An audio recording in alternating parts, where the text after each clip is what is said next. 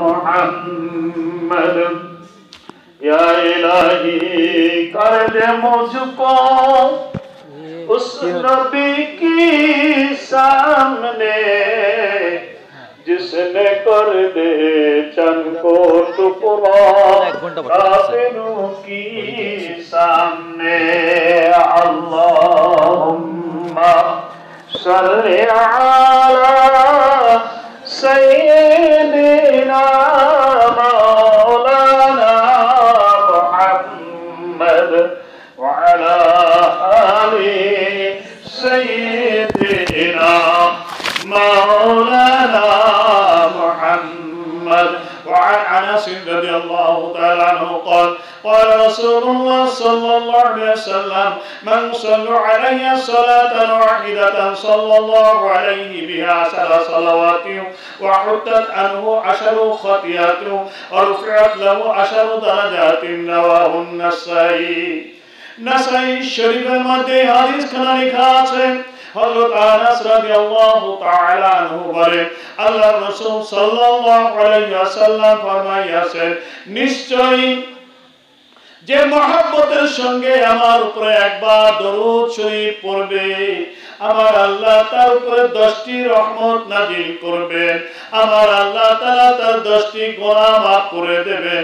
আমার আল্লাহ তাআলা কিয়ামতের ময়দানে তার 10টি মর্তবা বৃদ্ধি করে দেবেন। আল্লাহুম্মা সাল্লি আলা সাইয়্যিদিনা মাওলানা মুহাম্মদ ওয়া আলা আলি সাইয়্যিদিনা মাওলানা মুহাম্মদ। আলহামদুলিল্লাহ। উপস্থিত জনাব ইশরাক কিবলা হযরত মাওলানা আহমদুল্লাহ হযরত উলামায়ে কিরাম সামনে উপবিষ্ট দিনদার পরহেজগার আল্লাহ ওয়ালা মানুষগণ আসসালামু আলাইকুম ওয়া রাহমাতুল্লাহ। ওয়া আলাইকুম আসসালাম ওয়া রাহমাতুল্লাহি ওয়া বারাকাতুহু। আলহামদুলিল্লাহ খুব মূল্যবান আলোচনা হয়েছে। আমার মনে হয় যতটুকু হয়েছে যদি এতটুকুই আমরা আমল করতে পারি তাহলে আমাদের জন্য যথেষ্ট হবে। যতটুকু শিখব ততটুকু আমল করব, এইটার নামই হলো ইসলাম।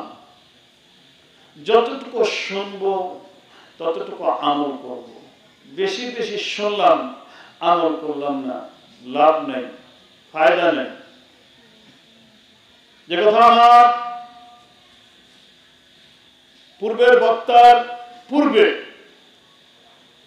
মাওলানা আবু নাসের বলছিলেন নামাজ সম্পর্কে, এবং তার মুখে আমি শুনতে পেলাম তার পূর্বে যিনি ওয়াজ করেছেন তিনিও নামাজ সম্পর্কে ওয়াজ করেছেন। কেন? এই জন্য যে কথাটা আবু নাসের বলেছে নিশ্চয়ই নামাজ মানুষের সকল অন্যায় অশ্লীল কাজ থেকে বিরত রাখে।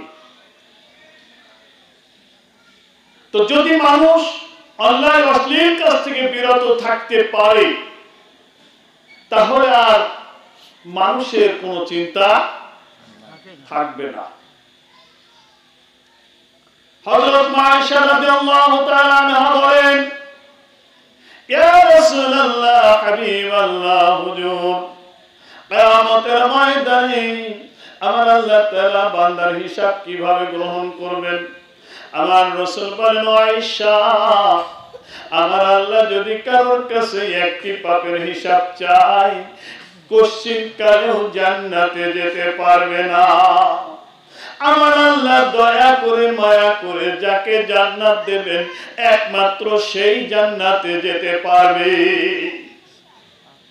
ওবেলার একবার হিসাব করেন আপনার আমল নামায় যদি 1 লক্ষ ওয়াক্ত নামাজ থাকে আপনার আমলনামায় যদি 80 মাসের ফরজ রোজা থাকে, আপনার আমলনামায় যদি গন্ডা গন্ডা হজ থাকে, আপনার আমলনামায় যদি কোটি কোটি টাকা দান থাকে, আপনার আমলনামায় যদি 2-4টা মসজিদ নির্মাণের নেকি লেখা থাকে, আর যদি পাশে একটা গুনাহ লেখা থাকে, আর আমার আল্লাহ যদি ওই একটা গুনাহর হিসাব চায়, এই কোটি কোটি নামাজ রোজা আপনাকে আমাকে জান্নাতে দিতে পারবে না। আল্লাহর জান্নাতে যাওয়ার সবচেয়ে সহজ উপায় হলো গুনার কাজ বন্ধ করে দেওয়া। যদি গুনায়, যদি আমলনামায় একটা গুনাহ না থাকে, যদি তার আমলনামায় 2 রাকাত কবুল নামাজ থাকে, আমার আল্লাহ তাআলা ওই 2 রাকাত নামাজের বিনিময়ে তাকে জান্নাত দিয়ে দেবে। সুবহানাল্লাহ। এইজন্য আমলনামাকে গুনাহ মুক্ত করতে হবে। আমলনামা গুনাহ মুক্ত করতে হলে নামাজ দাঁড়াই করতে হবে, যেহেতু আমার আল্লাহ কোরআনে বলেছেন বিসমিল্লাহির রহমানির রহিম ইন্নাস সালাতা তানহা আনিল ফাহশাই ওয়াল মুনকার। নিশ্চয় নামাজ মানুষের সকল প্রকার অন্যায় অশ্লীল গুনার কাছ থেকে বাঁচিয়ে রাখে। আর যদি মানুষ গুনাহ থেকে বেঁচে যায়, আমলনামায় একটা গুনাহ যদি না থাকে, 2 রাকাত নামাজের বিনিময়ে আল্লাহর বান্দা জান্নাতে চলে যাবে। বলেন সুবহানাল্লাহ।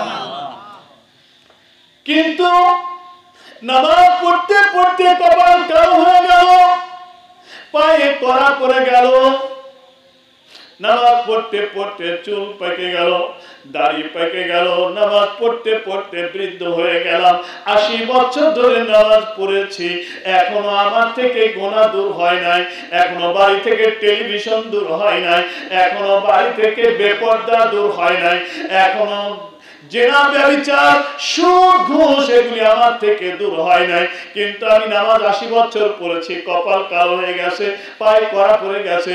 তাহলে কি আমার আল্লাহ তাআলা মিথ্যা বলেছেন যে নামাজ মানুষের সকল অন্যায় অশ্লীল কাজ থেকে বিরত রাখে?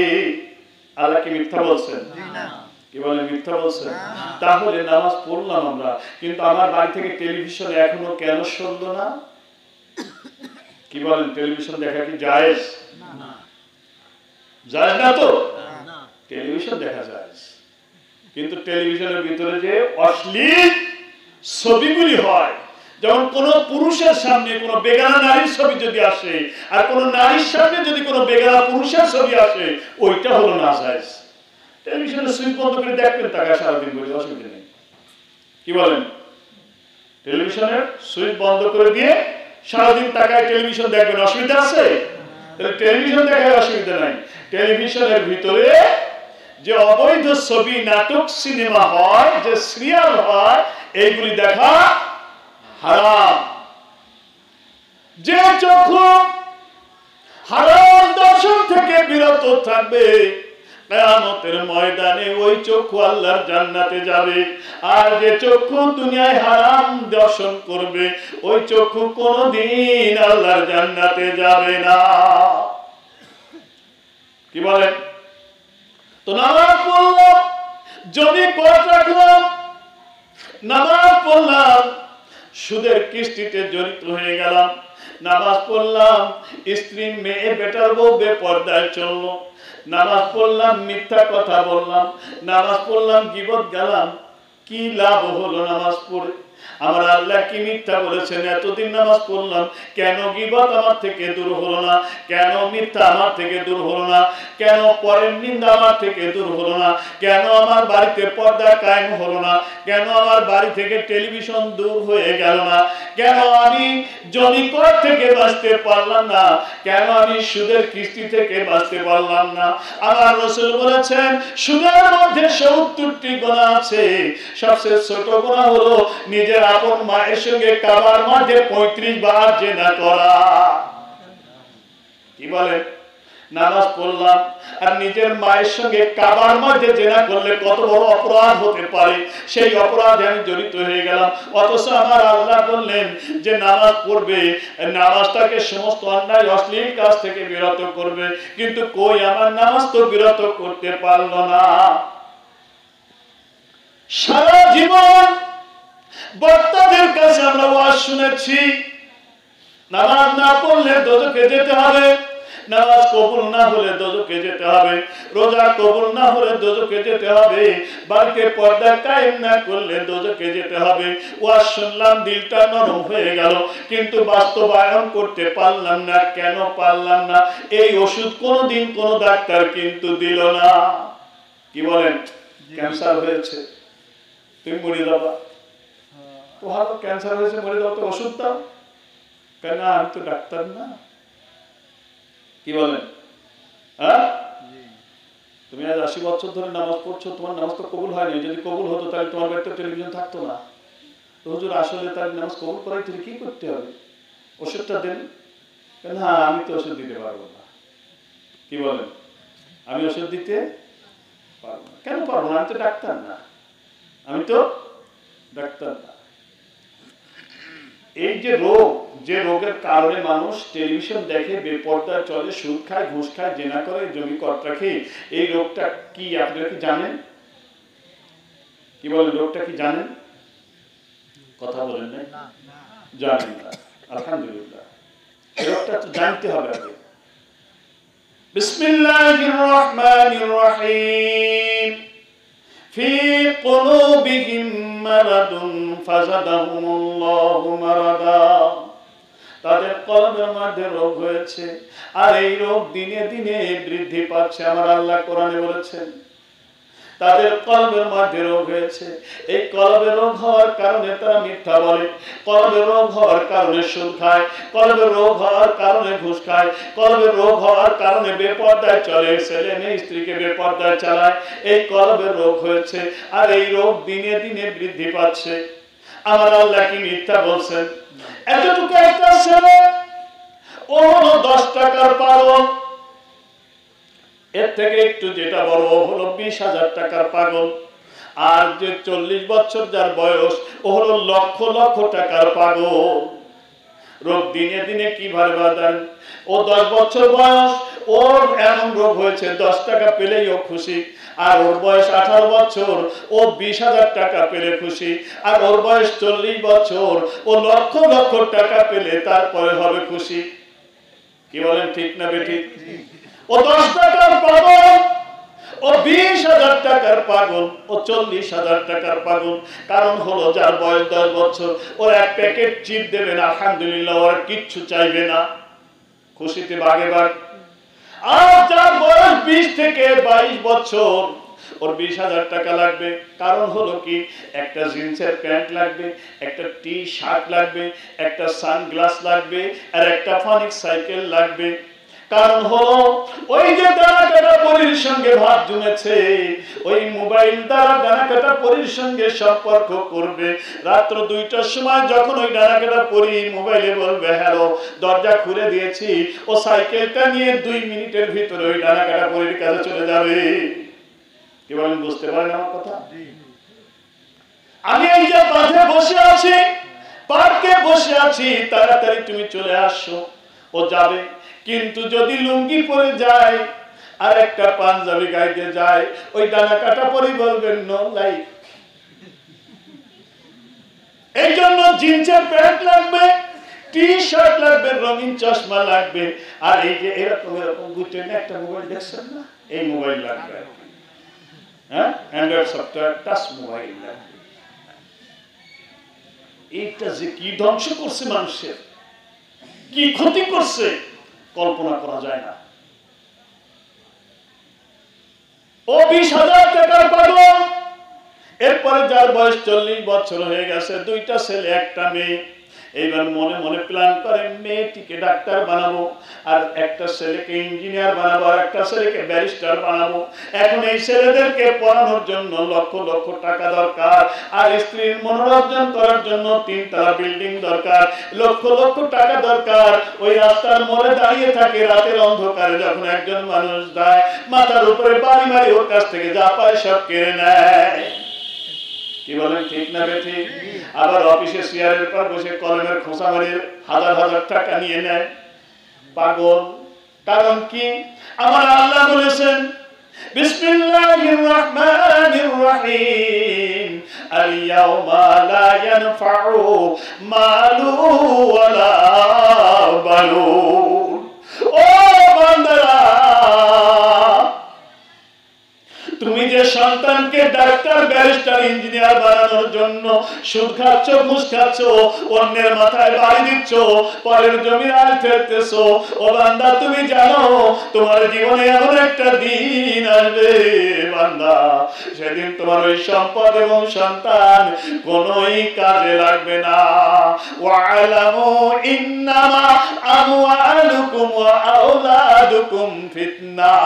ও বান্দা, জেনে রেখে দাও, বান্দা জেনে রেখে দাও, ওই বিপদের দিনে তোমার এই সম্পদ যেটা অবৈধভাবে উপার্জন করেছো, আর তোমার ওই সন্তান অবৈধ সম্পদ দিয়ে যাকে লালন পালন করেছো, এই দুইটা তোমার বিপদের কারণ হবে। এই দুইটাই তোমাকে জাহান্নামী করে দেবে। কেননা তোমার মেয়ে বেপরদায় চলে দাও, তোমার মেয়ে কতটা জেনা করেছে, বেপরদায় চলেছে, তোমার ছেলে গান বাজনা করে বেড়াইছে, ওই ছেলে মেয়ের অপরাধের কারণে সেদিন তুমি বিপদে পড়ে যাওয়া।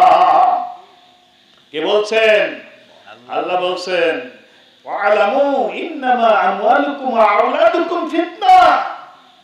তুমি যে সন্তানকে আজকে মানুষ করবার জন্য নামাজ ছেড়ে দিয়ে, রোজা ছেড়ে দিয়ে, সুদ ঘুষ জমি কর, পরের জমি রান ফেলে উপার্জন করে, পরের মাথায় বাড়ি দিয়ে উপার্জন করে ছেলে মেয়েকে লালন পালন করছো, এগুলি তোমার বিপদের কারণ হবে। কথা কি মিথ্যা? না, সত্য। তবে বাজান, এ ওয়াজ করে লাভ হবে না, এ ওয়াজ করে লাভ হবে না। কেন হবে না? এখন তো টাইফয়েড হলে খুব তাড়াতাড়ি সেরে যায়, কি বলেন নাকি? আগে টাইফয়েড হলে কতদিন থাকতো? 3 মাস।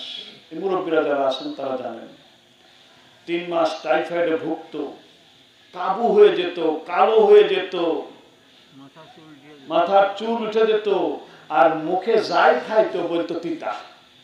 কি বলেন, ঠিক না? তো একটা ছেলে টাইফয়েড হয়েছে, মা বাবা সেবা যত্ন করে, কিন্তু সুস্থ হয় না। না খেতে খেতে যা খেতে দেয়, রসগোল্লা খেতে দেয় তাও তিতা লাগে, আঙুর বেদানা নেশপাতি খেতে দেয় তাও তিতা লাগে। মা বলে বাপকে, তুমি হাটে যাচ্ছ, ছেলে তো না খেতে খেতে মারা গেল, সামান্য কিছু আঙুর কিনে নিয়ে এসো। আঙুরের দাম বেশি, 300 টাকা কেজি। বাপে কোন রকমে 50 টাকা জোগাড় করে সামান্য কিছু আঙুর কিনে নিয়ে আসছে। মা তাড়াতাড়ি ধুয়ে আঙুরগুলি ছেলের মুখে দিতে যায়। আরে 3টা মাস হয়ে গেল, আমার ছেলে না খেতে খেতে মারা গেল। আঙুর মুখে তুলে দেয়, ছেলে একটা আঙুর খায়, দ্বিতীয়টা দেয় খায়, তৃতীয়টা দিতে গেলে বলে মা তিতা লাগে, খাবো না। মা না খেতে খেতে তো তুমি মারা যাবে বাজার, তুমি তো একেবারে শেষ হয়ে গেলে, একটু কষ্ট করে খাও। না মা খাবো না, তিতা লাগে, খাবো না। মা যখন জোর করে একটা আঙুর দিতে গেছে, ছেলে বলে বলছে আমি খাবো না। কি বলেন, এরকম করে কি করে না? এরকম যখন হাতটা ঝাঁকি মারে, হাতটা গিয়ে মায়ের নাকে লেগে গল গল করে রক্ত পড়ে। কি বলেন, ছেলে কি মায়ের রক্ত বার করতে চাইছে? চাই নাই, কিন্তু লেগে রক্ত বেরিয়ে গেছে। এমনি ভাবে আজকে আপনার আমার কলবে রোগ হয়ে গেছে। এই রোগ না সেরে যতই নামাজের ওয়াজ করি, যতই রোজার ওয়াজ করি, যতই পর্দার ওয়াজ করি, যতই ফজিলতের ওয়াজ করি, যে আপনি নামাজ পড়লে এই দুনিয়ার মতো 10টা দুনিয়া পাবেন বেহেশতে। কয়টা পাবেন? এ যতই বলি, কিন্তু আপনার কাজে লাগবে না। এগুলি আঙুর বেদানা নেশপাতি, এগুলি কাজে লাগবে না। ভিটামিন এগুলি কাজে লাগবে না। কেননা আপনার হয়েছে টাইফয়েড, আপনার শরীরে ইনজেকশন ঢুকাইতে হবে, ব্যথা দিতে হবে গায়ে, তিতা ওষুধ খাওয়াইতে হবে। তিতা ওষুধ খাওয়ায় গাছ করে ইনজেকশন ভরে আপনার কষ্ট দিয়ে আপনার রোগটাকে সারাইতে হবে।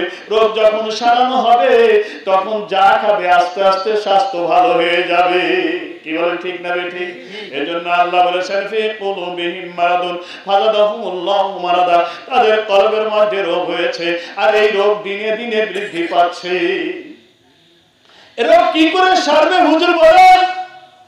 আমার আল্লাহ তাআলা বলেন আলা বিযিকিরিল্লাহি কি তাতমাইন্নুল কুলুব, কলবে যে রোগ হয়েছে এই রোগ সারিয়ে কলবে প্রশান্ত করবে, কলবে প্রশান্তি আনয়ন করবে, কলবে শান্তি আনয়ন করবে আল্লাহ তাআলার জিকির। বলেন সুবহানাল্লাহ।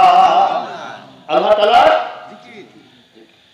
দেখেন বলো, যখন নামাজ ফরজ হয় নাই, যখন রোজা ফরজ হয় নাই, যখন হজ ফরজ হয় নাই, যখন পর্দা ফরজ হয় নাই, কোনো কিছুই ফরজ হয় নাই, অর্থাৎ আমার নবীকে যখন নবুয়তের দায়িত্ব দেওয়া হয় নাই, কোরআন নাযিল করা হয় নাই, তখন আমার নবী একটা আমল করেছিলেন।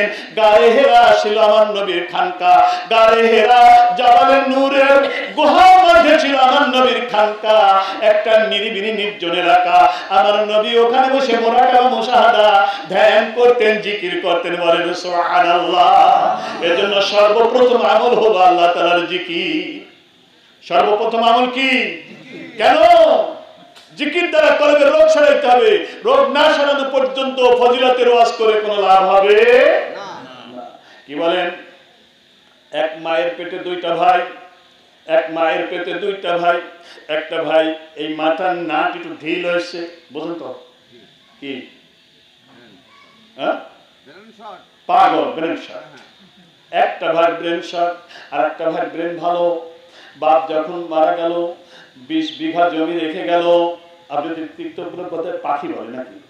পাখি, পাখি 20 পাখি জমি রেখে গেল।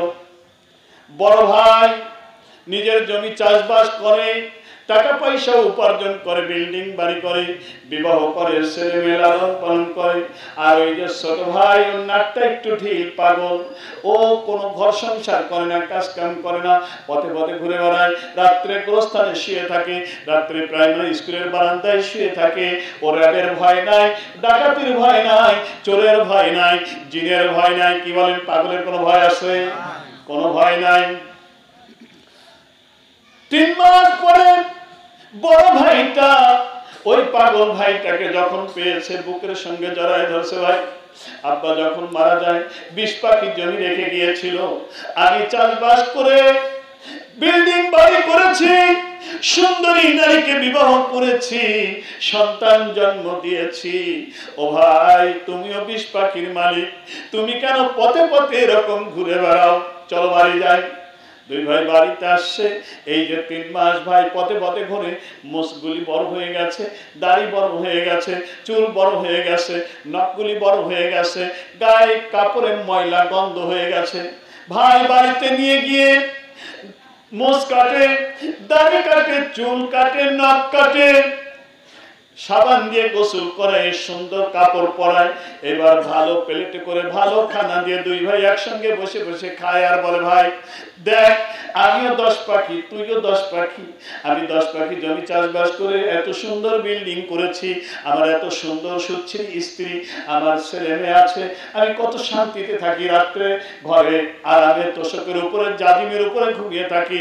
আর ভাই, তুইও 10 পাখির মালিক, তোর কোনো বউ নাই, ছেলে পেলে নাই, বাড়ি ঘর নাই, তুই ওই মাটির ভিতরে, কাদার ভিতরে পড়ে থাকিস, পথের থেকে নোংরা জিনিস কুড়ায় কুড়ায় খাস, আর যাসনি ভাই, যাসনি। তাহলে ঠিক আছে, যাবো না। ভাইকে খাওয়াই দাওয়াই সুন্দর বিছানায় শোয়াই রাখছে। কিছুক্ষণ পরে উঠে যায়, দেখে নাই। কি বলেন? পাগল। ওর কোনো পরামর্শ দিলে কেউ শোনে? এই পাগল ভাইকে যদি কোনো পরামর্শ না দিয়ে ওই পাবনা মেন্টালি নিয়ে যা ভর্তি করতো, কয়েকদিন পরেই এসে কইতো, ভাই এতদিন পাগল হয়ে পথে পথে ঘুরছি, বাপের 20 পাখি 1 লাখ খাইছিস, তাড়াতাড়ি ভাগ করে দে। কি বলেন? ঠিক না বে? ঠিক। ওয়াজ করে লাভ নাই, মেন্টালে ভর্তি করতে হবে, পাগলের চিকিৎসা করতে হবে। এই জন্য আজকের সমাজে শুধু ওয়াজ চলছে, শুধু ওয়াজ চলছে। কার কণ্ঠস্বর ভালো, কার জ্ঞান গরিমা বেশি, বেশি করে কোরআন হাদিসের কথা বলতে পারে, কার ক্যান্সার হয়েছে, কার আলসার হয়েছে, কার যক্ষা হয়েছে, হুজুররা কোরআন হাদিস দিয়ে সুন্দর করে বুঝাই দিয়ে যায়, কিন্তু রোগ সারার ওষুধ কেউ দেয় না। কি বলেন? ঠিক না বেঠি? হ্যাঁ, এই রোগ সারার ওষুধ হলো আল্লাহ তাআলার জিকির। আমি যে কথা বলছিলাম যে আমার পূর্বের বক্তারা নামাজের ওয়াজ করলেন, হ্যাঁ নামাজ আল্লাহর হুকুম, এইটা মানুষের সমস্ত অন্যায় অশ্লীল কাজ থেকে বিরত করে, কিন্তু নামাজের মতো নামাজ পড়তে হবে। লা সালাতা ইল্লা বিহুজুরে কলব, নামাজ হবে না, কোনো নামাজ নাই হুজুরে কলব ছাড়া। হুজুরে কলব ছাড়া কোনো নামাজ গ্রহণ হবে না। হুজুরে কলব কাকে বলে? হুজুরে কলব কাকে বলে?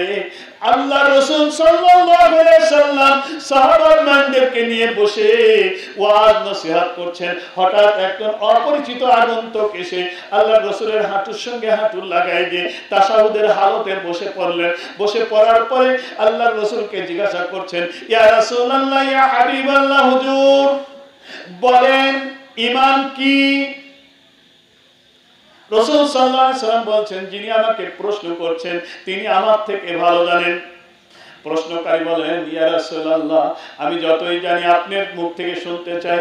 আল্লাহ রাসূল বলছেন, ঈমান হলো আকায়েদ, আল্লাহকে বিশ্বাস করা, আল্লাহ রাসূলকে বিশ্বাস করা, আসমানি কিতাব বিশ্বাস করা, তাকদীর বিশ্বাস করা, পুনরুত্থান বিশ্বাস করা, হাসর নাসর কিয়ামতকে বিশ্বাস করা, এটার নাম হলো ঈমান। ইয়া রাসূলুল্লাহ, দ্বীন কি, ইসলাম কি? আমার রাসূল বললেন, দ্বীন ইসলাম হলো ইলমে শরিয়ত, ঈমান হলো ইলমে আকায়েদ, আকায়েদ ইলম, আর দ্বীন হলো ইলমে শরিয়ত। নামাজ কিভাবে পড়তে হবে, রোজা কিভাবে রাখতে হবে, পর্দা কিভাবে করতে হবে, হজ কিভাবে করতে হবে, এই মাসলা মাসাইল, এইটা হলো দ্বীন। এরপরে আগন্তুক আবার প্রশ্ন করলেন, ইয়া রাসূলুল্লাহ, ইহসান কি বলেন? আল্লাহ রাসূল বললেন, বা'আল ইহসান আন তা'বুদাল্লাহ কাআন্নাকা তারাহু ফাইন লাম তাকুন তারাহু ফাইন্নাহু ইয়ারাকা। ইহসান হলো ওইটা, যখন তুমি আল্লাহর ইবাদত করবে যেন তুমি আল্লাহকে দেখতে পাচ্ছ এমন অন্তর নিয়ে ইবাদত করবে। যদি সেটা সম্ভব না হয়, তুমি এমন ভাবে ইবাদত করবে যেন তুমি আল্লাহকে দেখতে পাচ্ছ, এমন ভাবে তুমি ইবাদত করবে। যদি সেটা তোমার পক্ষে সম্ভব না হয়, এমন ভাবে তুমি ইবাদত করবে যেন আল্লাহ তাআলা তোমাকে দেখতেছে। আর যদি সেটাও তুমি না করতে পারো, তাহলে তোমার নামাজ আল্লাহর দরবারে যাবে না। কি বলেন? নামাজ এমন ভাবে পড়বেন যে আপনি আল্লাহকে দেখতেছেন। আজকে কোর্টে যখন ম্যাজিস্ট্রেটের সামনে যায়, এমনি ভাবে হাত জোর করে আসামি দাঁড়িয়ে থাকি। কি বলেন, ঠিক না ঠিক? ম্যাজিস্ট্রেটের সামনে এমন এমন করা যায়, এমন এমন করা যায়, আসা যায় না। ম্যাজিস্ট্রেটের সামনে কোনো বেয়াদবি করা যায় না, এরকম হাত জোর করে দাঁড়িয়ে থাকতে হয়। দুনিয়ার একজন মানুষ ম্যাজিস্ট্রেটের সামনে যখন আপনি এমন ভাবে থাকলেন, আর ম্যাজিস্ট্রেটের ম্যাজিস্ট্রেট, মহা ম্যাজিস্ট্রেট আমার আল্লাহ, তার সামনে কেমন করে দাঁড়াইতে হবে? গায়ে নোংরা জামা। কি বলেন? ম্যাজিস্ট্রেটের সামনে যখন কোর্টে যাবেন, কেউ কি নোংরা জামা পরে যাবে? ঢাকায় যদি যান নোংরা জামা পরে যাবেন, শ্বশুর বাড়ি যদি যান নোংরা জামা পরে যাবেন। শ্বশুর বাড়ি নোংরা জামা পরে যাবেন না, ঢাকা নোংরা জামা পরে যাবেন না, কিন্তু মহান বাদশা শাহনশাহ আমার আল্লাহর সামনে আপনি নোংরা জামা পরে যান, তার মানে আপনি এতটুকু মনে করেন না যে আপনাকে আমার আল্লাহ দেখতে পারে, এটা মনে করেন না। কি বলেন? এটা মনে করেন? মনে করেন না, এটা মনে করেন না। কেন করেন না? এখানে রোগ আছে, এই রোগ সারানো লাগবে, তা না হলে এটা হবে না। আমার পূর্বের বক্তাদের ওয়াজের জের ধরে আমি বলতেছি, নামাজ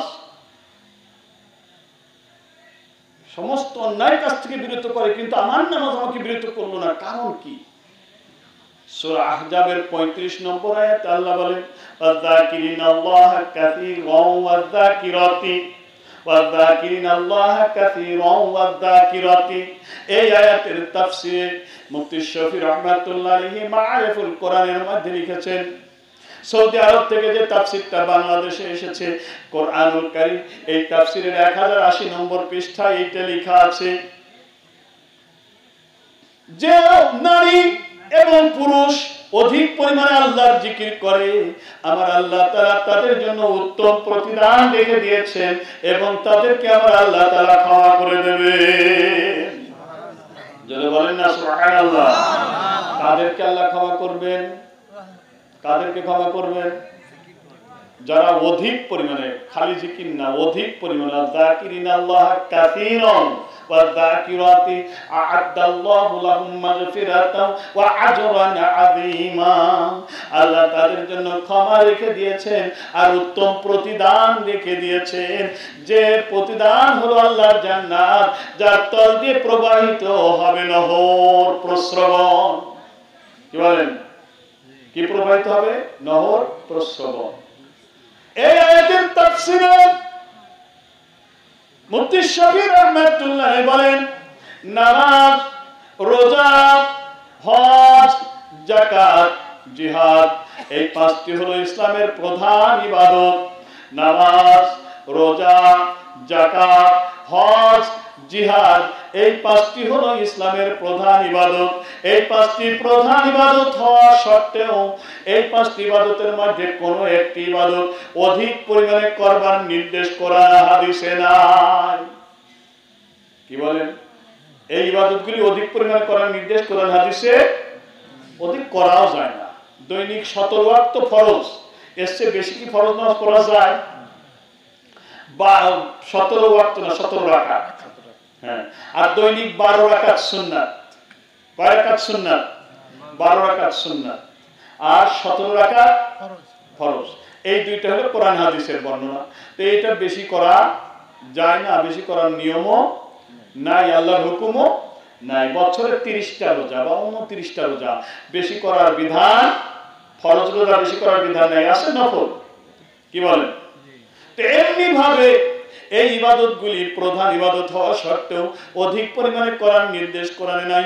কিন্তু সূরা আহজাবে, সূরা আনফালে, সূরা জুমায় সহ আরো অনেক জায়গায় অধিক পরিমাণে আল্লাহর জিকির করবার নির্দেশ আছে। তার তাৎপর্য কি, গুরুত্ব কি? গুরুত্ব হলো নামাজ, রোজা, হজ, যাকাত, জিহাদ সহ যাবতীয় যত ইবাদত আছে সকল ইবাদতের প্রাণ বা রূহ হলো আল্লাহ তাআলার জিকির। সকল ইবাদতের প্রাণ বা রূহ কি? এখানে আপনারা যারা বসে আছেন, যদি আপনাদের রূহ না থাকে আপনারা কি? মুর্দা, লাশ, মরা মানুষ। তো সবাই এখানে রূহ নাই, মরে পড়ে আছেন, আর আমি আগুনে জ্বলে পুড়ে মরতেছি। আপনারা কেউ ঠেকাইতে পারবেন? কি বলেন? পারবেন না। তো সকল ইবাদতের রূহ যেহেতু আল্লাহ তাআলার জিকির, আর সেই জিকির যদি আপনি না করেন, আপনার ইবাদতের যদি রূহ না থাকে, মরা মানুষ যেমন জ্বলন্ত আগুনের ভিতরে কোনো মানুষকে বাঁচাইতে পারে না, অনুরূপ আপনার ওই মরা ইবাদত, মরা নামাজ, মরা রোজা আপনি যদি জিকির না করেন, আপনার মরা নামাজ, মরা রোজা আল্লাহর জাহান্নাম থেকে আপনাকে বাঁচাইতে পারবে না, অর্থাৎ কোনো অন্যায় অশ্লীল কাজ থেকে বাঁচাইতে পারবে না। এখন কি বুঝতে পারছেন আমাদের নামাজ কেন আমাদের বাঁচাইতে পারে নাই? জিকির নাই, আমাদের নামাজ মরা, আমাদের রোজা মরা। এই আয়াতের তাফসীরে একখানা হাদিস আসছে, হযরত মুআয ইবনে আনাস অথবা মুআয ইবনে জাবাল বর্ণনা করেন, জনৈক সাহাবী এসে রাসূল পাক সাল্লাল্লাহু আলাইহি সাল্লামকে জিজ্ঞাসা করলেন, ইয়া রাসূলুল্লাহ, ইয়া হাবিবাল্লাহ, হুজুর, কিয়ামতের ময়দানে কোন মুজাহিদ অধিক পরিমাণে নেকি ও প্রতিদান পাবে? কিয়ামতের ময়দানে কোন মুজাহিদ অধিক পরিমাণে নেকি ও প্রতিদান পাবে? আল্লাহর রাসূল বললেন, যে মুজাহিদ অধিক পরিমাণে আল্লাহর জিকির করে। মুজাহিদ মানে বুঝেন তো? যারা জিহাদ করে, জীবন দেয় দ্বীন কায়েমের জন্য, গদি নেওয়ার জন্য কিন্তু না। গদি নেওয়ার জন্য জিহাদ করলে ওটা জিহাদ হবে না, আল্লাহর দ্বীন কায়েমের জন্য। কেন? আমার রাসূল নিজে বলেছেন, বুখারী শরীফের মধ্যে আছে, তাজিদুনা মিন খায়রুন নাস আশাদ্দাহুম কারাহিয়াতান লিহাদাল আমরি হাত্তা ইয়াকা ফিহি। মানুষের মধ্যে তারাই উত্তম যারা এই রাষ্ট্রীয় ক্ষমতাকে কঠোরভাবে ঘৃণা করে, এবং তত সময় উত্তম থাকবে যত সময় এতে না জড়াবে। সুতরাং এই রাষ্ট্রীয় ক্ষমতাকে আল্লাহ রাসূল ঘৃণা করতে বলেছেন। এই ঘৃণিত বস্তুর জন্য যদি কেউ যুদ্ধ করে, ওটাকে জিহাদ বলা যাবে না। কি বলেন? বুঝেন নাই? তো একদল লোক আমাদের দেশে আসে না গদি নেওয়ার জন্য, মারামারি কাটাকাটি করে, আর কেন জিহাদ করতেছি? আছে, ছিলেন তো? জি, এটা জিহাদ হবে না। আমি রাসূলের হাদিস বলছি, আর অনেক হাদিস দ্বারা এরকম প্রমাণ করা যাবে। আল্লাহর দ্বীন কায়েমের জন্য যারা জীবন দিয়েছে তাদের মর্যাদা কত।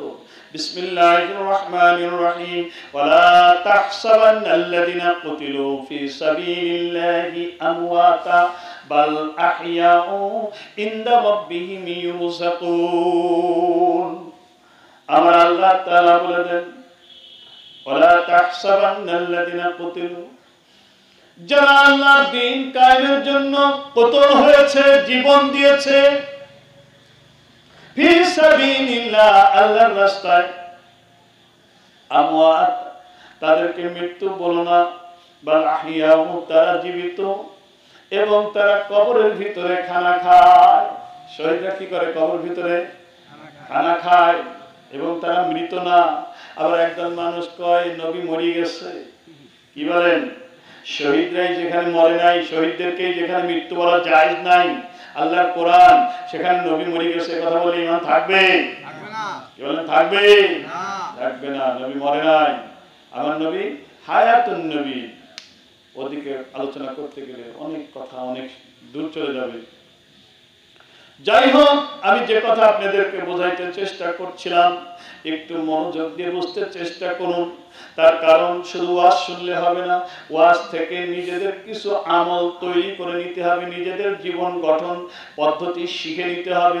এজন্য মনোযোগ সহকারে একটু শ্রবণ করেন। হযরত মুআয ইবনে আনাস অথবা মুআয ইবনে জাবাল বলেন, জৈনব সাহাবী আল্লাহর রাসূলকে জিজ্ঞাসা করেন, ইয়া রাসূলুল্লাহ, কিয়ামতের ময়দানে কোন মুজাহিদ অধিক পরিমাণে নেকি পাবে? আল্লাহর রাসূল সাল্লাল্লাহু আলাইহি সাল্লাম বললেন, যে মুজাহিদ অধিক পরিমাণে আল্লাহর জিকির করে। কি বলেন? হযরত জাফর সাদিক শহীদ হয়ে গেলেন। আমার আল্লাহ তাআলা সবুজ রঙের পাখির ফানুসের মধ্যে হযরত জাফর সাদিককে রেখে দিলেন বেহেশতের মধ্যে। জাফর সাদিক বেহেশতের ভিতরে উড়ে বেড়ায়, আনন্দ, শান্তি আর শান্তি, সালাম সালাম। আমার আল্লাহ বলেন, ও জাফর সাদিক, তোমার কি আর কোনো আকাঙ্ক্ষা আছে? জাফর সাদিক বলে, ইয়া আল্লাহ, না, আমার কোনো আকাঙ্ক্ষা নাই, তবে একটা আকাঙ্ক্ষা, আমাকে আবার তুমি দুনিয়ায় যদি পাঠাতে আমি আবার শহীদ হতাম, আবার যদি দুনিয়ায় পাঠাতে আমি আবার শহীদ হতাম। বলেন সুবহানাল্লাহ। শহীদের কত মর্যাদা, কিন্তু সেই মুজাহিদের নেকি বেশি হবে যে মুজাহিদ অধিক পরিমাণে জিকির করে। এরপরে সাহাবী আবার জিজ্ঞাসা করলেন, ইয়া রাসূলুল্লাহ, কোন রোজাদার কিয়ামতের ময়দানে অধিক পরিমাণে নেকি পাবে? আল্লাহর রাসূল সাল্লাল্লাহু আলাইহি সাল্লাম বললেন, যে রোজাদার অধিক পরিমাণে জিকির করে। এমনি ভাবে সাহাবী নামাজের কথা, হজের কথা, যাকাতের কথা, সদকার কথা প্রভৃতি সকল ইবাদতের কথা একে একে জিজ্ঞাসা করলেন।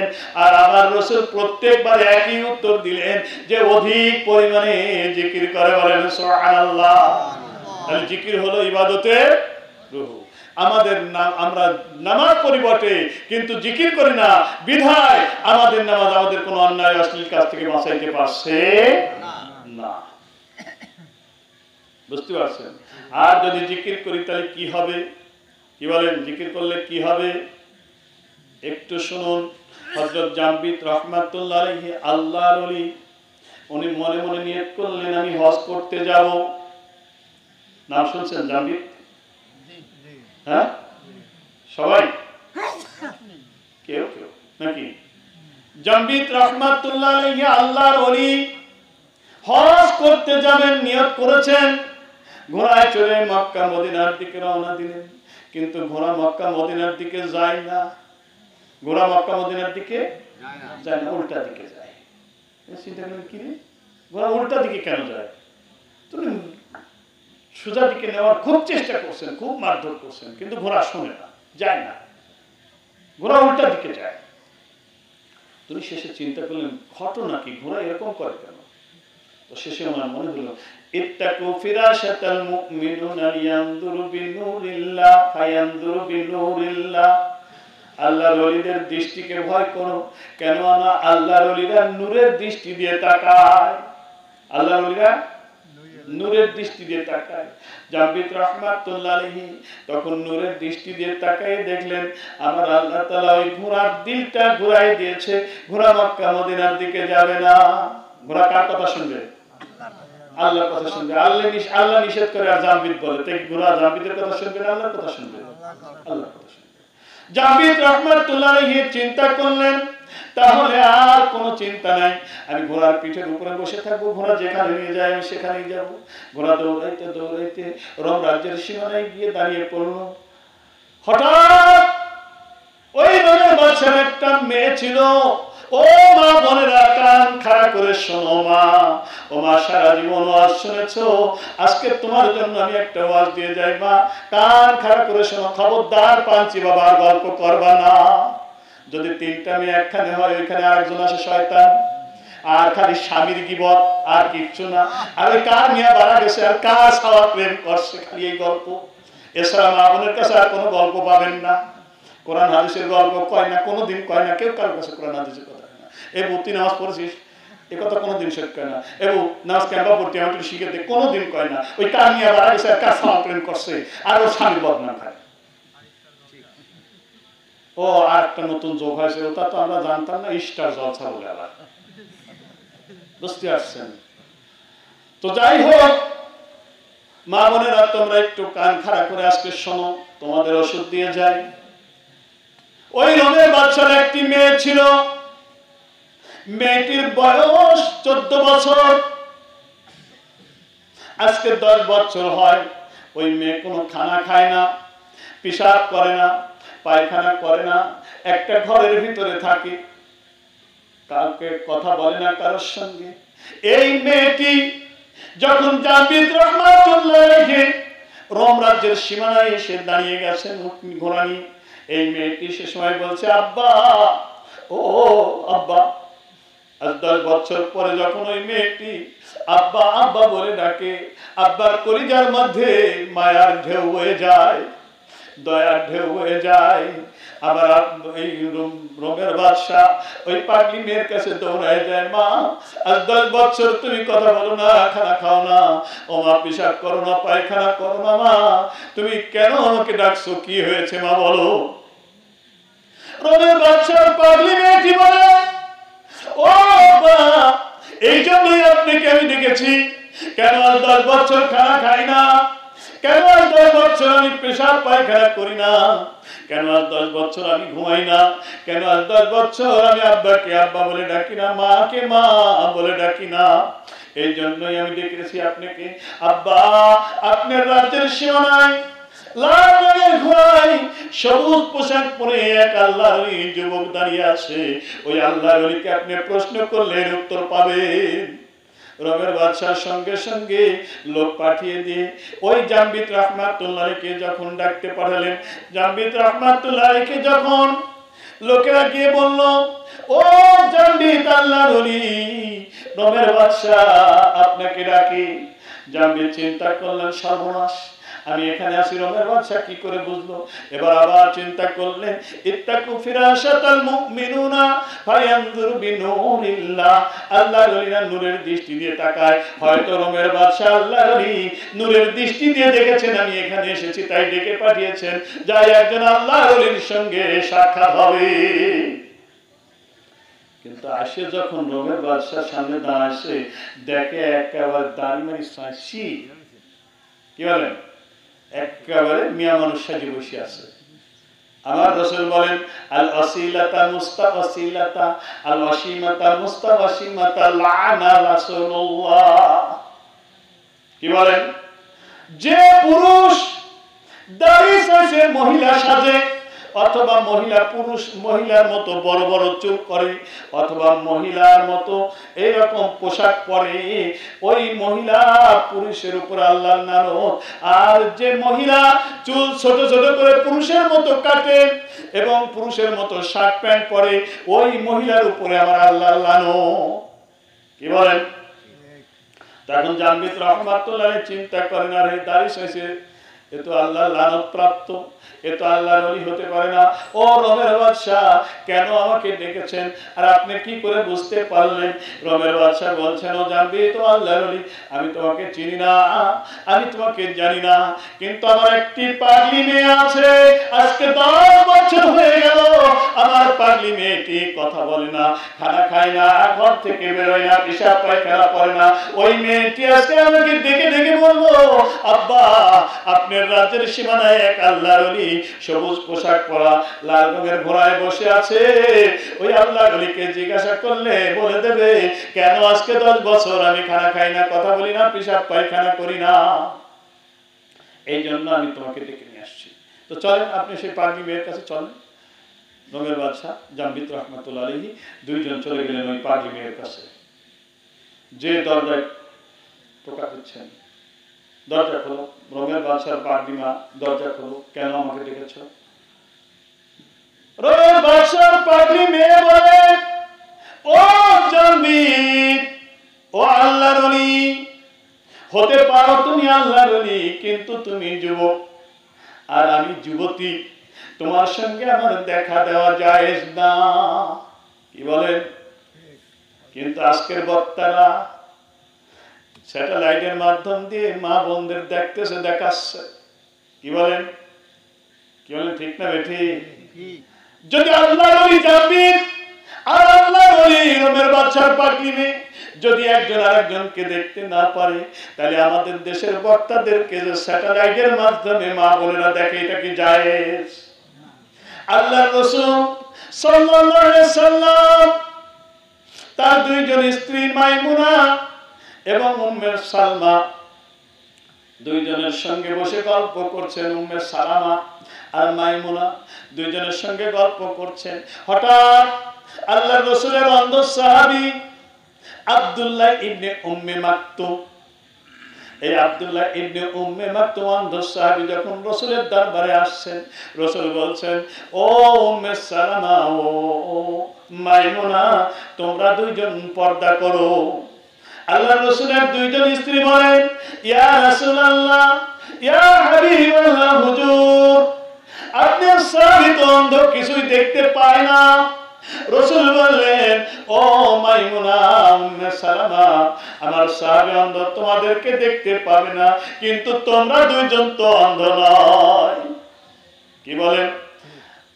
আমার আল্লাহ বলেন, ওয়া আজওয়াজুহুম উম্মাহাতিকুম, রাসূলের স্ত্রী হলো উম্মতের মা। তাহলে রাসূলের স্ত্রী উম্মে সালামা এবং উম্মে মাইমুনা আব্দুল্লাহ ইবনে উম্মে মাকতুমের মা। কিন্তু উম্মত জননী মা হওয়ার পরেও যদি রাসূলের অন্ধ সাহাবীকে দেখতে না পারে, আমার আপনার মা বোন কি করে বক্তাকে স্যাটেলাইটের মাঝে দেখবে? ইসলামের নামে কি ব্যবসা শুরু হয়ে গেছে! ঈমান হারানোর কাজকাম চলছে। শয়তানের নেক সুরত 60,000, মানুষ বুঝতেও পারবে না কি করে শয়তান ঈমানটা কেড়ে নেবে। কি বলেন? বক্তারা আজকাল এরকম করছে না? হ্যাঁ, স্যাটেলাইটের মাধ্যম দিয়ে যাইস না। ওটা জলসায় রহমানি না, ওটা জলসায় শয়তানি। মা বোনেরা কোনো রকমেই বক্তাদেরকে দেখতে পারবে না, স্যাটেলাইটের মাধ্যমেও পারবে না। স্যাটেলাইটের মাধ্যমে তো আরো দেখার সুযোগ, কি বোঝেন না? যদি সামনাসামনি হয় তাহলে তো দেখতে তাকাতে একটু লজ্জা করে, কিন্তু স্যাটেলাইটের মাধ্যমে তো ওই লজ্জাটা থাকে না, একটা নিখুঁত ভাবে দেখা যায়। ঠিক না? ঠিক। আরো বেকায়দা, আরো বেকায়দা। রোমের বাদশার পাগলি মেয়ে বলছেন, জামবিত আল্লাহর ওলি, হতে পারো তুমি আল্লাহর ওলি, আমি যুবতী, তুমি যুবক, তোমার সঙ্গে আমার দেখা দেওয়া জায়েজ হবে না। তোমার সঙ্গে আমার দেখা দেওয়া জায়েজ হবে না। ইত্তাকু ফিরাশাতাল মুমিনুন ফায়ানজুর বিনূরিল্লাহ, আল্লাহর ওলিরা নূরের দৃষ্টিতে তাকায়, তুমি নূরের দৃষ্টিতে তাকাও। এইবার জামবিত রহমাতুল্লাহ আলাইহি মুরাকাবায় বসে গেলেন, দেখলেন রোমের বাদশার পাগলি মেয়ের ডান পাশে আল্লাহর কাবা, বাম পাশে আমার রাসূল বসা। জোরে বলেন না। এই জন্য জানবিত আল্লাহর ওলি মক্কা মদিনায় যে হাকিকতে কাবা, হাকিকতে রাসূলকে পাবেন না, মিসলে কাবা মিসলে রাসূল পাবেন। হাকিকতে রাসূল আর হাকিকতে কাবা হলো এখানে। হুজুর এতক্ষণ ভালোই কইছিলেন, এইবারই পাগল হয়েছে। মক্কাতে কাবা আছে রমে কোন পাইছিলেন সব কাঁচা, হ্যাঁ? আর আমার রাসূল ঠেহা পড়ে গেছে মদিনাতে আছে। হ্যাঁ কি বলেন, ঠিক না ঠিক? কত তো কন্যা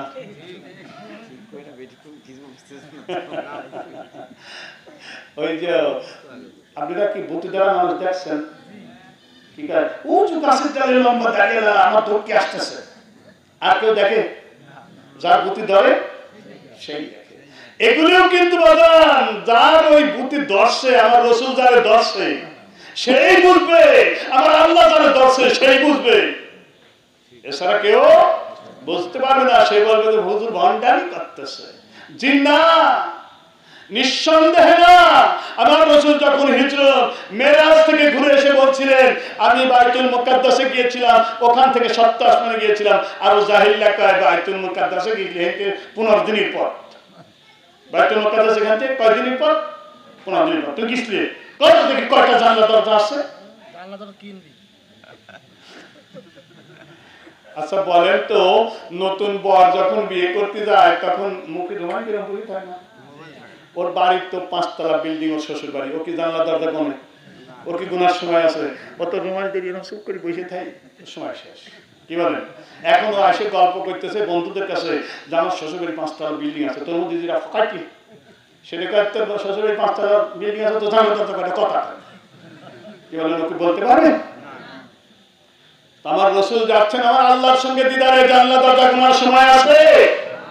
কি বলেন আছে? কিন্তু আবু জাহেল প্রশ্ন করে ফেলেছে, আমার রাসূল চুপ করে বসে আছে। আমার আল্লাহ বলেন জিবরাইল রে যা যা বাইতুল মুকাদ্দাস আমার বন্ধুর সামনে এক পাশ করে ঘুরায় ঘুরায় দেখা, আমার রাসূল গুনে গুনে বলে দেবে।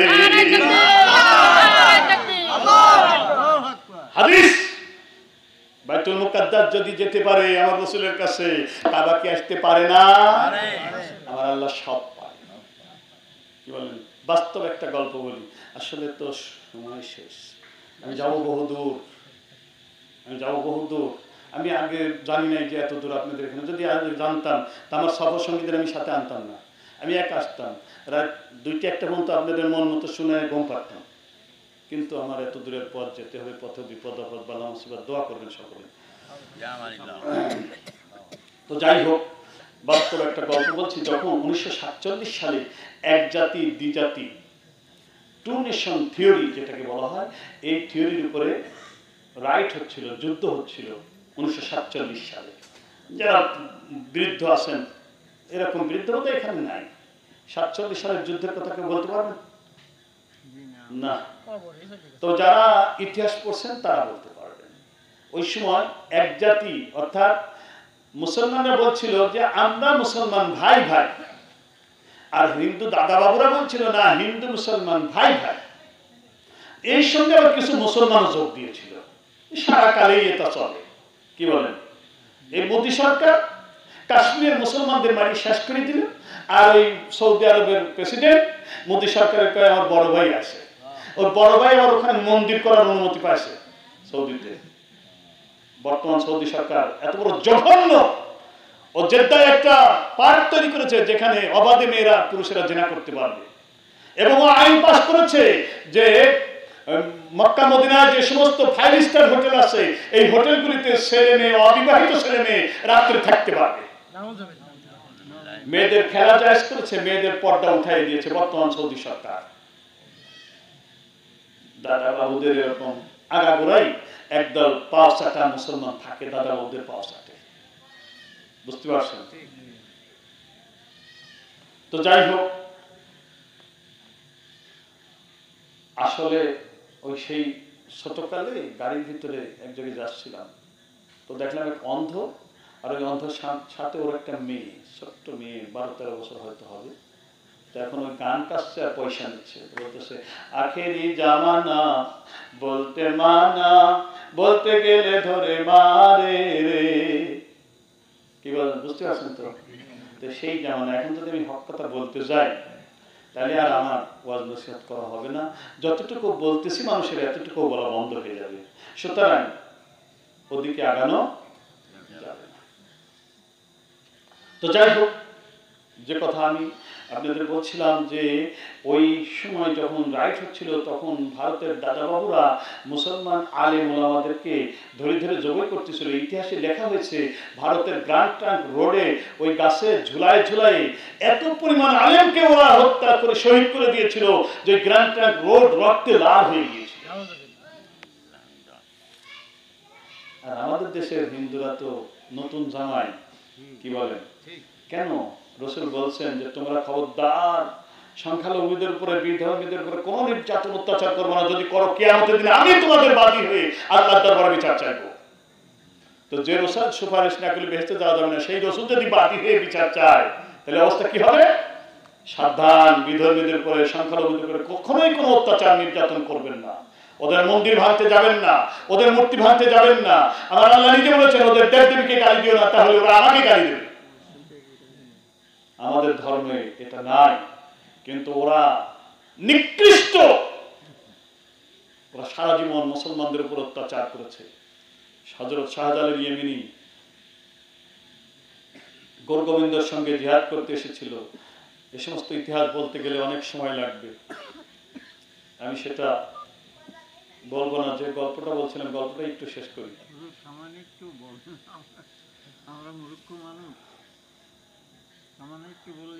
ওই সময় আলেমদেরকে জবাই করতেছিল, মারতেছিল।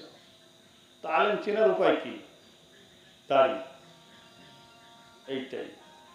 তো যাই হোক, ওরা একটা দাড়িওয়ালাকে ধরছে, ও আলেম না, ও জাহেল, ও কি নামাজ কালামি পড়ে না, বুঝতে পারছেন, কিন্তু মুখে দাঁড়িয়ে আসে। তো ওরা ধরছে, ধরে নিয়ে যাচ্ছে, সেই বলি দিয়ে দে, তারটা কাছে না, ওর ঘরের মধ্যে আটকা থেকে সব আর কয়টা ধরে নিয়ে এসে একবারে বলি দেব। এই মোবাইলটা দয়া করে বন্ধ করে দেন, তার কারণ আপনি এখন আল্লাহর সঙ্গে কথা বলতেছেন, আল্লাহ বলতেছে, আপনি শুনতেছেন আল্লাহর কথা, কোরআন, আমার রাসূলের কথা, হাদিস। আমি তো রেকর্ড বাজায় দিয়েছি তাই বাজতেছে, কিন্তু কথা কার? আল্লাহ, আল্লাহ রাসূলের। আর সেইটা শোনার সময় যদি আপনি মনে করেন যে বাড়ির পরিবারের সঙ্গে সম্পর্ক রাখবেন, তাহলে আল্লাহর সঙ্গে কি সম্পর্ক তৈরি করবেন? কি বলেন? বাসর ঘরে স্ত্রীর সঙ্গে গল্প করতেছেন, ওই সময় যদি ডিস্টার্ব করে, কি বলেন, ওই সময় ডিস্টার্ব করলে কি রাগ হবে না? হবে না?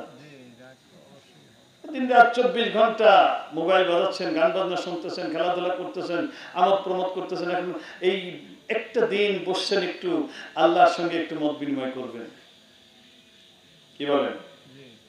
তো এটা কেন বন্ধ করেননি এখন? যাই হোক,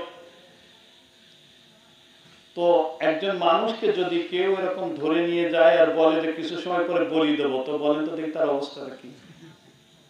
হ্যাঁ, কি অবস্থা বলেন না? কাপড় চোপড় কি ভালো থাকবে? নষ্ট হয়ে যাবে না?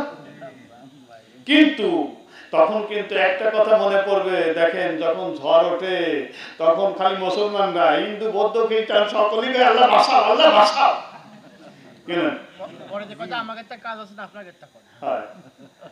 বুঝতে পারছেন? তার মানে যখন বিপদে পড়ে তখন বিপদে পড়ছে, এখন মনে করছে আরে সারা জীবন নামাজ পড়ি নাই, এখন তো জীবনের শেষ মুহূর্ত, জীবন সায়ান্নে, এখন 11 টাওয়ারে পৌঁছে গেছে, এখন কি করি কিছুই তো জানি না। হুজুরা এত কয়েছে, কোনোদিন তো শুনিও নেই, মসজিদে যেতে বলছে যাইও নাই, কি করে নামাজ পড়তে হয় তাও তো জানি না। আর এখন আমার মারি ফেলবে একটু পরে, এখন কি নামাজই বা পড়বো, কোন নামাজের বা ওয়াক্ত, কি বলেন? আলেম ওলামাদের সহবতে না গেলে বিপদে কি করতে হবে এটা কি শেখা যায়?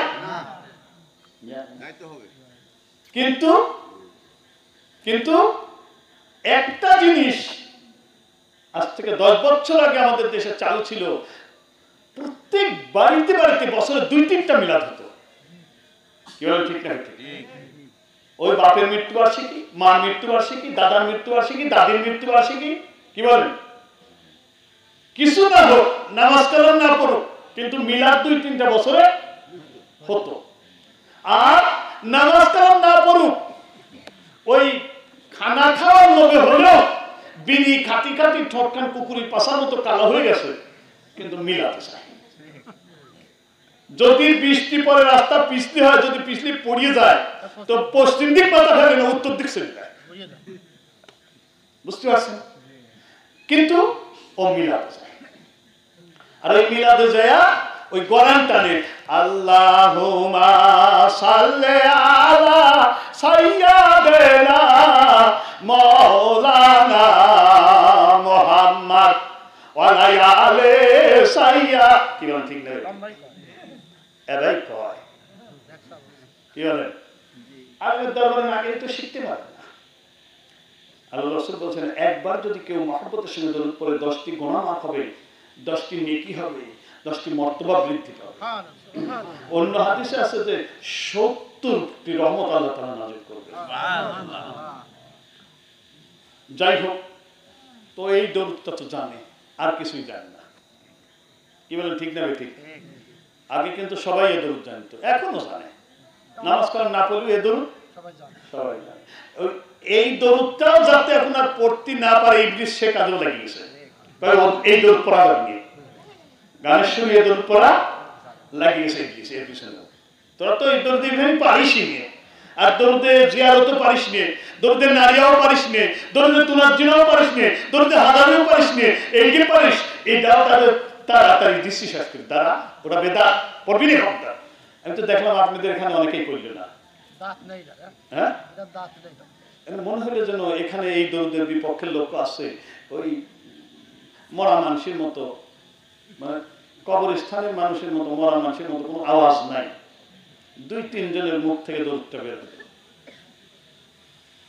না। ভাই, বেদাত না, এটা দরুদ ইব্রাহিমের প্রথম লাইন, এর ভিতরে 2টা বিশেষণ অতিরিক্ত যোগ করা আছে।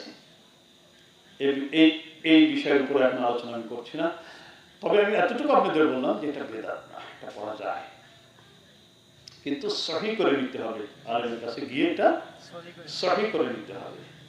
বুঝতে পারছেন? তো যাই হোক, এখন কিছুই জানে না, ঘরে তালা মেরে থেকে গেছে, অমর কুমার করতেছে, আল্লাহুম্মা সাল্লি আলা সাইয়্যিদিনা মাওলানা মুহাম্মদ ওয়া আলা আলি সাইয়্যিদিনা মাওলানা মুহাম্মদ। মরার ভয়ে চোখ দিয়ে পানি পড়ে, করুণ সুরে দরুদ পড়ে। আমার নবী আর মদিনার রওজায় থাকতে পারেন না, এসে দেখেন তার সেই প্রিয় ভক্ত দরুদ শরীফ পড়ছে। মৃত্যুর ভয় অন্তরে নিয়ে চোখে পানি দিতে নরম। মৃত্যুর ভয় যদি অন্তরে থাকে, অবশ্যই চোখে পানি আসে, অবশ্যই দিলটা নরম হয়। ঠিক না বেটি? কোন সময় যে কাঁদে না, কিন্তু মা মরে গেলে অবশ্যই কাঁদে, বাবা মরে গেলে অবশ্যই কাঁদে। অর্থাৎ মৃত্যু যখন স্মরণ হয় অবশ্যই কান্না আসে। কোন সময় কাঁদে না যখন লঞ্চ ডুবি হয়। হিন্দু, বৌদ্ধ, খ্রিস্টান, নামাজি বেনামাজি ঠিক নেই, সবাই কাঁদে। এমনি ভাবে কাঁদতেছে আর দরুদ পড়তেছে। আর রাসূল এই মহব্বতে দরুদ পড়ার কারণে, উম্মতের মহব্বতে আর মদিনার রওজায় থাকতে পারে না, চলে আসে। আসার পর দেখে ঘরে তালা মারা। আমার রাসূল তালাটা খুলে দিয়ে ঘরে এরকম ঝাঁকি দিয়ে বলছে, যা, আমি দরজা খুলে দিয়েছি, তুই পালিয়ে চলে যা। বলেন সুবহানাল্লাহ। এই লোকটির মুখে শোনা বাস্তব গল্প। বলছে, হুজুর, আপনারা যে হায়াতুন নবীর গল্প করেন, আপনারা কি নবীকে হায়াতুন নবী কোনদিন প্রমাণ করতে পারছেন? হুজুর বলে, কি বলো, তোমার বিশ্বাস হয় না? কয়, না হুজুর, তা বলি না, আসলে কি হায়াতুন নবী প্রমাণ করতে পারবেন? হুজুর বলে, কি বলো তুমি, আমি বুঝতে পারি না। হুজুর, হায়াতুন নবী আমি প্রমাণ করে দেব। 47 সালে যখন ভারতে টু নেশন থিওরি নিয়ে যখন রাইট হয়, ওই সময় কাফেররা আমাকে জয় করার জন্য ধরে রেখে দিয়েছিল। আমি যখন ক্রন্দনরত অবস্থায় করুণ সুরে আমার নবীর উপরে দরুদ পড়ছিলাম, আমার নবী এসে আমার ঘাট ধরে ধাক্কা দিল আর বলল তালা খুলে দিয়েছি। আমি চোখটা এরকম ডলতে লাগলাম, ভাবলাম কিরে স্বপ্ন দেখলাম নাকি। আবার ভাবলাম না, দেখি একটু দরজার কাছে যাই, যে দেখলাম সত্যি তালা খোলা আছে। হুজুর একদম দিয়ে বাংলাদেশে গোপালগঞ্জে এসে বাড়ি করে বসবাস করি হুজুর, আমি নিজে এই চর্ম চোখে আমার নবীকে দেখেছি। কি বলেন? এগুলো বাস্তব ঘটনা। ডক্টর শিব শক্তি নারায়ণ আমার রসুলকে স্বপ্ন দেখল, তার স্ত্রী শ্রদ্ধা দেবী, মেয়ে অস্পরা, তিনজন একই রাতে দেখে ইসলাম গ্রহণ করলো। কি বলেন? এই ঘটনা জানেন তো আপনি? অনেকেই জানেন এটা। তাহলে আমি যে গল্প বলছি বানোয়াটি কোনো কাহিনী না, কোরআন হাদিস এর পিছনে যুক্তি দলিল আছে। জামিয়াত রহমাতুল্লাহ ওই পাগলি মেয়ের ডান পাশে কাবা, বাম পাশে যখন দেখলেন আমার রাসূল ঝরঝর করে কেঁদে ফেলে বলছেন, ও রবের বাদশার পাগলি মেয়ে, পাগলি মা, এই জন্য আমি মক্কা মদিনায় যেতে চাই। আমার আল্লাহ মক্কা মদিনায় না নিয়ে তোমার কাছে নিয়ে এসেছে, যেহেতু আল্লাহর কাবা, রাসূল তোমার কাছে। ও পাগলি মেয়ে, বলো কি আমল তুমি করেছো মা, যে আমলের কারণে আজকে তোমার ডান পাশে কাবা, বাম পাশে আমার রাসূল বসা। মা কি আমল করেছো? রোমের বাদশার পাগলি মেয়ে বলে, ও জাবিদ আল্লাহর ওলি, এটা এমন কোন কঠিন আমল নয়। ও মা বোনেরা, কান খাড়া করে আবার শোনো, পাগলি মেয়ে কি বলছে, এটা এমন কোন কঠিন আমল নয় যেটা, যে কলমাটা হযরত আদম পড়েছে, লা ইলাহা ইল্লাল্লাহ, আদম সাফিউল্লাহ, হযরত মুসা পড়েছেন লা ইলাহা ইল্লাল্লাহ, মুসা কালিমুল্লাহ, হযরত ঈসা পড়েছেন লা ইলাহা ইল্লাল্লাহ, ঈসা রূহুল্লাহ। যে কলমা তুমি আমি পড়ি, লা ইলাহা ইল্লাল্লাহ মুহাম্মাদুর রাসূলুল্লাহ, এই লা ইলাহা ইল্লাল্লাহ, লা ইলাহা ইল্লাল্লাহ, লা ইলাহা ইল্লাল্লাহ, লা ইলাহা ইল্লাল্লাহ, লা ইলাহা ইল্লাল্লাহ, লা ইলাহা ইল্লাল্লাহ, লা ইলাহা ইল্লাল্লাহ। অন্য কোন কলমা নাই, অন্য কোন নাই, এই শুধু কলমার জিকির করেছি আমি। ও জানবীর, আর কোন আমল আমি করি নাই। তাই কি বুঝতে পারছেন? ও মা বোনেরা, জমের বাদশার পাগলি মেয়ে যদি এই কলমা পড়ে আল্লাহর ওলি হতে পারে, তুমি কেন পারবা না? আমার রাসূল বলেছেন, মেয়েদের শুধুমাত্র 4টা কাজ, আর যদি এর সঙ্গে আল্লাহর জিকির করে, অবশ্যই প্রত্যেকটা মেয়ে আল্লাহর ওলি হয়ে যাবে। কয়টা কাজ? 4টা কাজ। একটা হলো নামাজ, আর একটা হলো রোজা, আর একটা হলো পর্দা, আর একটা স্বামীর খেদমত। এই 4টা কাজ, নামাজ, রোজা, পর্দা, স্বামীর খেদমত, নামাজ, রোজা, পর্দা, স্বামীর খেদমত, এই 4টা কাজ যদি কোন নারী করতে পারে, আর লা ইলাহা ইল্লাল্লাহর জিকির যদি সন্ধ্যা সকাল করতে পারে, পাঁচ করতে পারে, আমার আল্লাহ তাআলা অবশ্যই রোমের বাদশার পাগলি মেয়ের মতো বেহেশতি খানা খাওয়াবে। সুবহানাল্লাহ। কি বলেন? 10 বছর খানা খায় না, পেশাব করে না। কি বলেন? এটা কি সম্ভব মানুষের পক্ষে? আল্লাহ যদি সম্ভব করে, কিভাবে? আল্লাহ খাওয়াইলে বেহেশতি। আপনারা বেহেশতে যাবেন না? বেহেশতে কি পায়খানা আছে? তাহলে আপনারা পায়খানা করবেন কোনে? হ্যাঁ, এর অর্থ হলো এই বাগান বেহেশতি খানা যদি কেউ খায়, একটা ঢেকুর উঠবে, পেশাব পায়খানা হবে না। আর এই রোমের বাদশার পাগলি মেয়েকে আল্লাহ তাআলা বেহেশতি খানা খাওয়ায়, এই জন্য পেশাব পায়খানার দরকার হয় না। কি বলেন? তো বেহেশতি খানা কি আল্লাহ দুনিয়ায় খাওয়ায়? হুজুর, এই পাগলামি কথা কোন পাইছেন? বাজান না, পাগলামি কথা বলছি না। হযরত জাকারিয়া আলাইহিস সালাম অনেক লম্বা চওড়া কথা। মেহরাবের ভিতরে যখন মারিয়ামকে আটকায় রেখে চলে গেলেন, আসতে বিলম্ব হয়ে গেল, চিন্তা করলেন আরে আমার মারিয়াম না খেয়ে মারা গেল। কিন্তু দরজা খুলে দেখেন না, মারিয়ামের সামনে বেহেশতি খানা রয়েছে। জাকারিয়া আলাইহিস সালাম বললেন, ইয়া মারিয়াম আন্না লাকি হাদা, ও মারিয়াম কোথা থেকে তুমি খানা পেলে? মারিয়াম বলে, ইন্নাল্লাহ, কার পক্ষ থেকে আসছে? আল্লাহর পক্ষ থেকে আসছে। ইন্নাল্লাহা ইয়ারযুকু মান ইয়াশাউ বিগাইরি হিসাব, আল্লাহর পক্ষ থেকে রিজিক আসছে। নিশ্চয়ই আল্লাহ যাকে ইচ্ছা তাকে এরকম বিনা হিসাবে রিজিক দিয়ে থাকে। সুবহানাল্লাহ। তাহলে মারিয়ামকে আল্লাহ বেহেশতি খানা যখন খাওয়াছেন, কোরআন প্রমাণ করে, সুতরাং এই পাগলি মেয়েকেও আল্লাহ খাওয়াইতে পারে। বুদ্ধি তোমার ধরে নাই তাই তোমরা ভূত দেখো না, যাদের বুদ্ধি ধরছে ওরা ভূত দেখে। কি বলেন? এই জন্য বাজান ওরা মিলাদের কিয়াম করে, যারা নবীকে দেখে অর্থাৎ যারে বুদ্ধি ধরছে তারা কিয়াম করে, অর্থাৎ যারে নবীরে ধরছে তারা কিয়াম করে। আর যাদের নবীরে ধরে নাই, ওরা নবীরে দেখে না, ওরা কিয়ামও করে না। তবে বলতে পারেন একই মজলিসে সকলেই দেখতে পায় না, একজন হয়তো দেখে।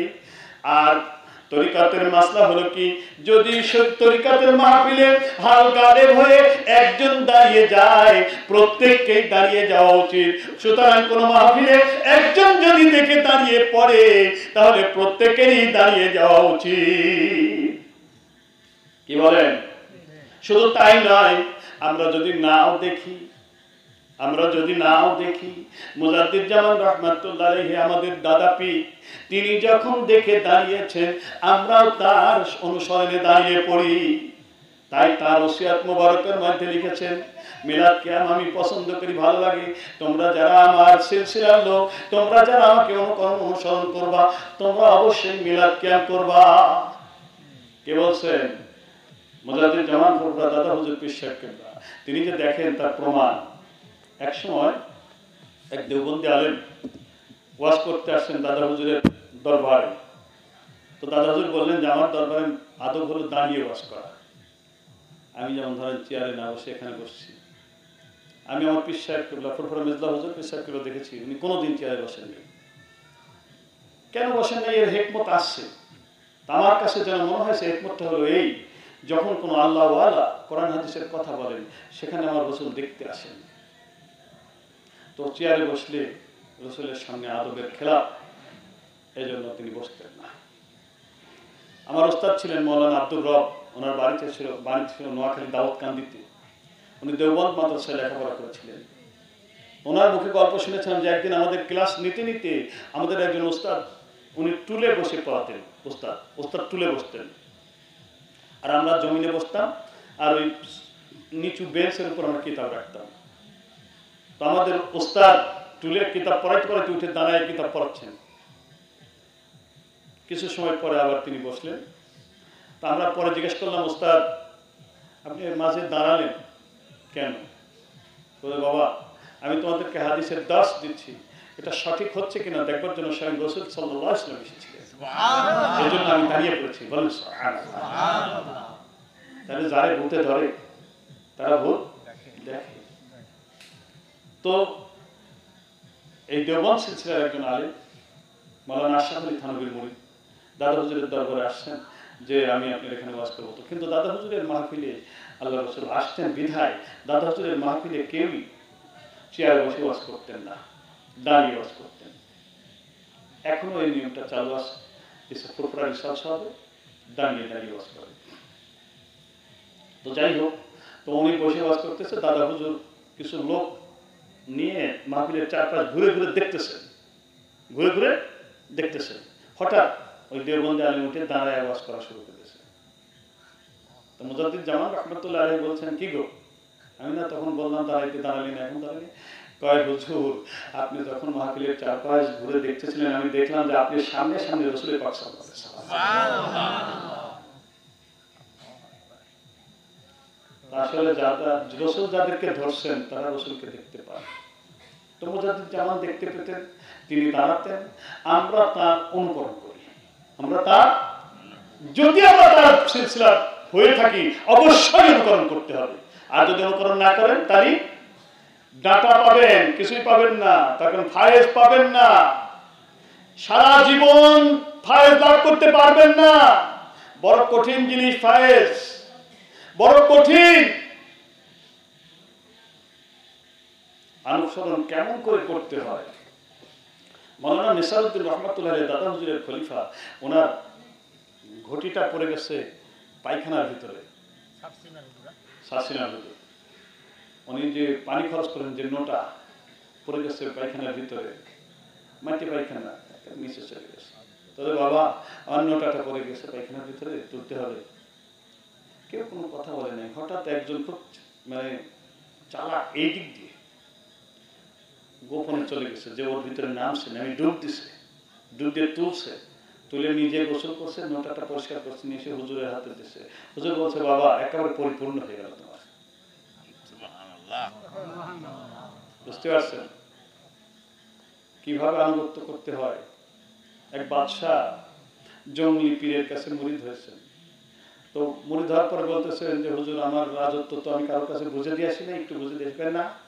তুমি যখন মুরিদ হয়েছো তো রাজত্ব তো তোমার চলেই গেছে, ও রাজত্বের মালিক আর এখন তুমি না, ওটা নিয়ে আর তোমার চিন্তা করার দরকার নেই, যেতে পারবো না। কি তো আমার পালক ঝাড় দাও, আমার উঠান ঝাড় দাও। বললেন তো দেখি একটা বাদশাহ, তার সবক কি বলেন না? কি সবক? উঠোন ঝাড় দেওয়া, জিকির না, মুরাকাবা মুশাহাদা না, উঠোন ঝাড় দেওয়া। আর পাশে আর একটা লাগাই তুলি, ও যদি কোনোখানে একটু ঝাড় দিতে ময়লা টয়লা পড়ে থাকে তো তুই যা রাগ করবি। বুঝতে পারছেন? উঠোন ঝাড় দেয়, কোনোখানে একটু ময়লা টয়লা কি করে গেল, তখন কয় কি খবর, হুজুরের কাছে মুরিদ হয়েছি, তা নাহলে আমি এখন দেশের বাদশা, তুই আমার মেজাজ নিশ্চয় একটু ডাকি সুজাড়ি। 12 বছর ঝাড় দেওয়ার পরে হুজুর সবক চেঞ্জ, না বাবা আরো 12 বছর, আবার ওই পাশে তো লাগিয়ে আছে, ভুল হলেই ধরে। এবার যখন ভুল ধরছে তখন কয়েছে আপনি একটা ঝাড়ান দেন। বুঝতে পারছেন?